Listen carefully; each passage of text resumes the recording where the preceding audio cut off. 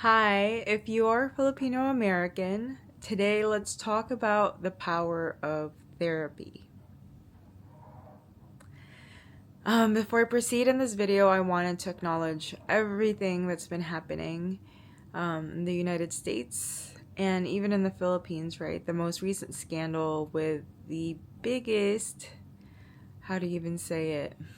What's the word? There's been the scandal of like the politicians stealing. Oh, the word is corruption.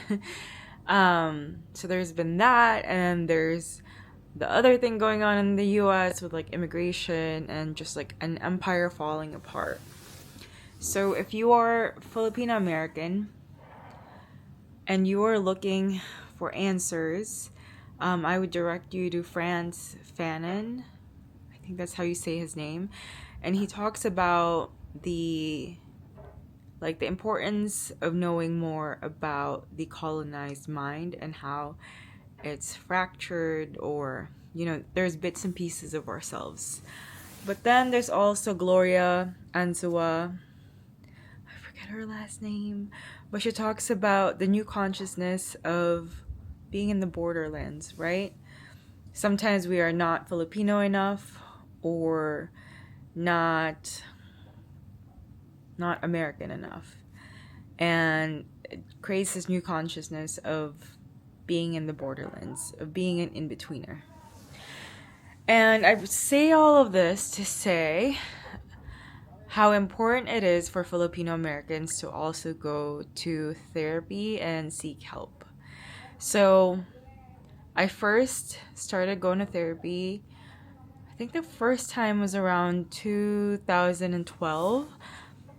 A mentor of mine recommended me to the school therapist. This was in university, so that therapist was included in my school tuition. And she was an older white lady, and I just didn't feel aligned, but I did try it, okay? And therapy had been like a conversation between me and my mom, something that she also struggled with. She made sure that she had a Christian therapist and stuff, but my mom just didn't believe, even though she was a psychology major, she didn't believe in the importance of it. She struggled to accept that she was supposed to seek help for mental health, and she just believed just stay strong through it, right? And my mom is a representation of a lot of other Filipino parents and overall the culture itself. I think times have changed now that it's 10 or 12 years later, but back then, in that era of 2010s and in between 2020, a lot of people in our culture, even in my family, still don't believe in therapy. Even though now more people are waking up to it, I feel like people are still afraid to go and seek help because they don't think that they need it, and because they think that family love is enough, or pushing through it is enough. But what I found when I finally found a therapist that knew my cultural background, she was also Asian American, I finally felt understood, and I still think about her so fondly to this day. To this day, I don't have access to her because my insurance has changed.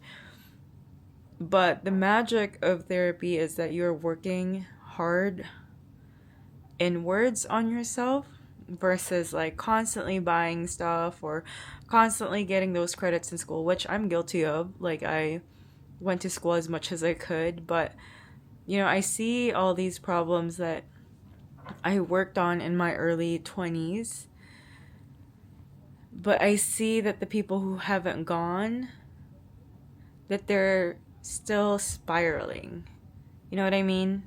I am learning just from observing around me that people eventually will need professional help, because the biggest difference as well is people, I've noticed that those of us who go to therapy, we have boundaries, we have strategies that we learned.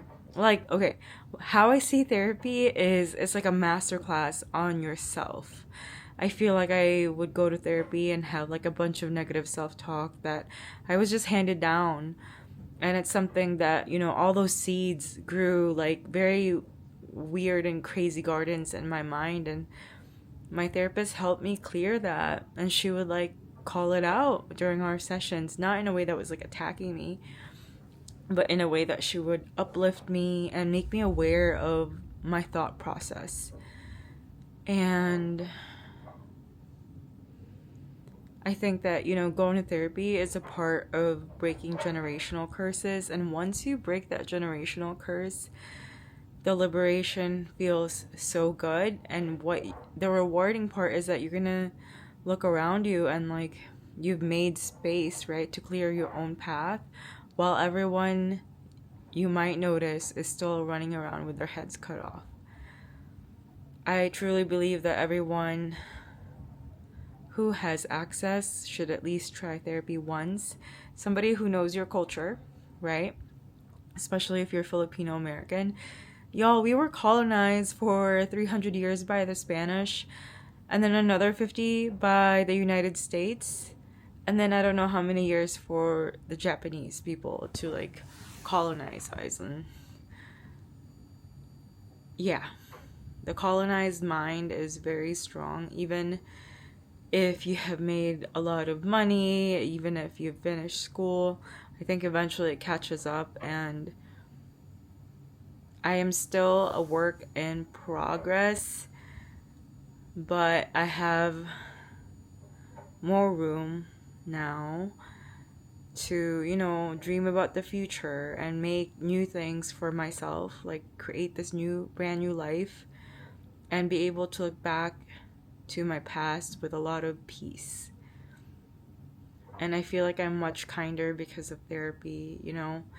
And it's not the same as chisme if you're sitting around with your cousins. Yes, that's like healing, and you can sit with your sisters, but somebody who has trained to become a therapist intentionally, especially if they're first generation therapists, there's so much wisdom there, you guys. Like, these people have trained like over 2,000 hours to say the most impactful thing for you.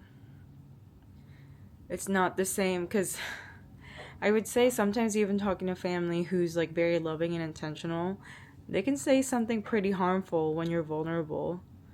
You know what I mean? And you just don't need that. You need a whole hour to just kind of like brain dump what's on your mind, on your heart, and your spirit. And sometimes, we be filtering ourselves around our family. Like, I don't think that you can like vent everything in a healthy way. And yeah, I'm 33 years old now, and I'm so thankful for my younger self for going through that. I'm also a sexual abuse survivor, and I can't believe that at 33 I feel more at peace with that part of my past. I never knew that this day would happen, that I would feel safe in my own body and mind regarding what happened. And I didn't rush that process. It's something I was very angry about and hurt for a really long time, especially now that like the Epstein files are happening. But I feel like I am able to be the adult to protect myself. Like, I've evolved into that.